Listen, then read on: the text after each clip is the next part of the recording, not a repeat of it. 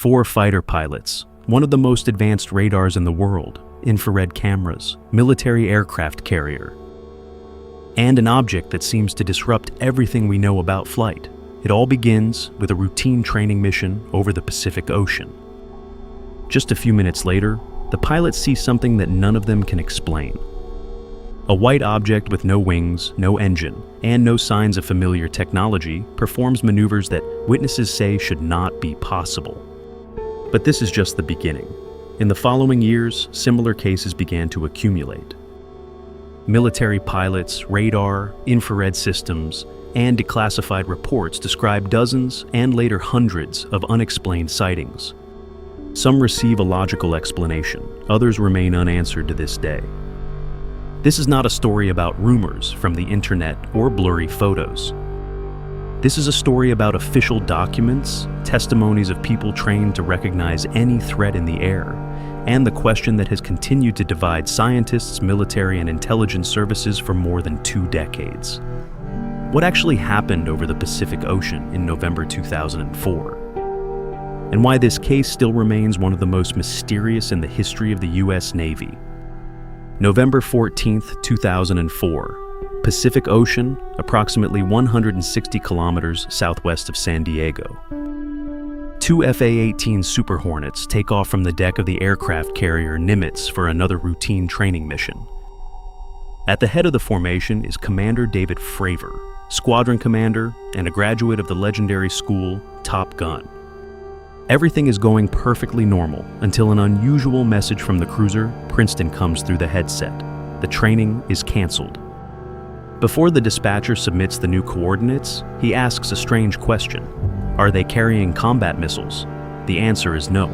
There are only training weapons on board. Fravor and his colleague Alex Dietrich immediately change the course.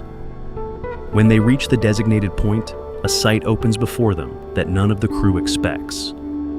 Beneath the plane, the ocean is boiling. A large area of foamy water, roughly the size of a passenger Boeing, seems to indicate that something huge has just sunk or risen from the depths. Above the water itself, hanging motionless, is a white oblong object, about 12 meters long. No wings, no tail, no engine. There are no exhaust fumes. Its shape resembles a giant tic-tac candy. After seconds, the object begins to move. Not smoothly, but abruptly, choppy and unpredictable, as if it doesn't follow any known rules. Fravor lowered the plane to get closer, and that's when something happened that he would later describe repeatedly under oath. The object begins to climb straight towards him. It seems to be watching his every move. It seems to know that he is being watched. In a moment, it just disappears, not gradually, not behind a cloud, literally disappears. Less than a minute later, the Princeton operator came back on the radio. The radar has just detected the same object almost 100 kilometers away, right at the predetermined point for the plane's next rendezvous. Coordinates that, until now, were known only through protected radio communication. When a random person photographs a light in the sky, it can always be assumed that they are mistaken, that they saw a plane, a balloon, a bright star, or maybe an optical effect. Here, however, the situation is different. The radar on the cruiser Princeton is among the most advanced surveillance systems in the world. And he's been tracking these same objects for almost 2 weeks now. They appear at an altitude of about 25 kilometers. After seconds, they descend to approximately 6 kilometers and remain motionless. 4 highly trained military pilots observed the object with their own eyes. A few days later, another crew, led by Chad Underwood, managed to capture it with the fighter jet's infrared camera. This is the famous recording that would later become known worldwide as FLIR.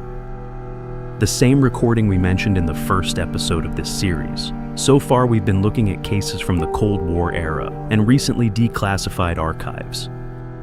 But the files don't end there. On the contrary, they take us to a much more contemporary story. And the Nimitz case is far from the only one. The official report of the American intelligence community from 2021 describes 144 similar cases. In 80 of them, the objects were not observed by just one witness or one instrument. They were detected simultaneously by radar, infrared systems, and human observers. This is what makes the case much more serious. Because it's one thing for a person to claim to have seen something, it's quite another for several independent systems to register the same phenomenon at the same time. The same report describes 18 cases, combined into 21 separate reports, in which witnesses reported maneuvers that were difficult to reconcile with the known laws of aerodynamics. Objects that hang motionless against strong winds, make sudden changes in direction, or accelerate, with no apparent source of thrust.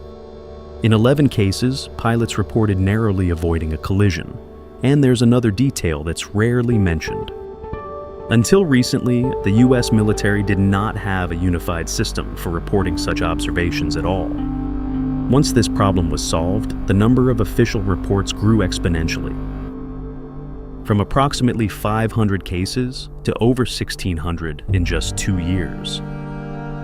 Not because the sky is suddenly filled with more unexplained objects, but because pilots are finally starting to report what they've seen. This is where the story gets even more interesting, because there is a person who claims to have seen similar objects not once, but almost daily. This is Lieutenant Ryan Graves. The way the infrared camera compresses the image can really create the illusion of a trail behind the subject. This is a perfectly possible explanation, but the second part of the analysis is far more uncertain. According to the service, the object itself was most likely an ordinary passenger plane, located much further away than it appears, and the feeling of its enormous speed is mainly due to the movement of the camera. Former director Sean Kirkpatrick even says, "If you look closely, it looks like a plane because it most likely is a plane." That sounds logical, but it is not a proven fact. It is a hypothesis. The service itself has been keeping the case open for years, precisely because there is no definitive proof. If you pause the shot and look closely, you'll notice something curious. On one side, a plane is clearly visible. Separate from it, however, is a second object that does not look like an airplane. This is why many do not accept the official explanation. When one begins to examine the public archives of the American Bureau of Anomalous Phenomena, one quickly realizes one thing. It doesn't look like an archive with ready-made answers. It looks more like a dictionary of uncertainty. Cases with closed status, others as non-anomalous, others as unresolved, and dozens that are still being analyzed. For example, the record PR-16 from Europe is rated with more than 95% probability as a flock of birds. The argument is the pulsating infrared signal that coincides with the flapping of wings. With the same degree of confidence, another case has been identified as a weather balloon. Others have been explained away with Starlink satellites, drones, airplanes, or atmospheric phenomena. The annual report of the service from the year 2024 shows an even more interesting picture. 757 cases were examined. The overwhelming majority received very mundane explanations. Balloons, birds, drones, airplanes, satellites. But there's one detail that rarely makes the headlines. Nearly 400 of these reports come not from military, but from civilian and commercial pilots. People whose profession requires them to recognize everything that flies around them on a daily basis. Only 21 cases remain officially designated as truly anomalous and worthy of further investigation. Over 400 more continue to remain in the archive without a final conclusion, simply because there is not enough data.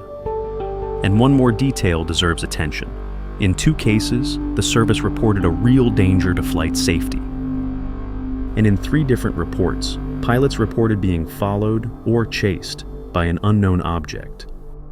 At the same time, the service states 2 things very clearly. There is no evidence that these phenomena are extraterrestrial. But there is no evidence that there is any foreign enemy technology behind them. To be objective, some of the cases do indeed have a completely logical explanation. But there is also the opposite danger here. Just because someone calls something a bubble doesn't automatically mean it really is a bubble. Back in the 1950s, the Robertson Commission recommended that such cases be downplayed so as not to create public panic. However, there is another, lesser-known problem. Military sensors were not designed to detect unknown aerial phenomena. Their job is to detect and track known targets. Therefore, even categorical conclusions sometimes rest on the same limitations. And this is where the most interesting part lies.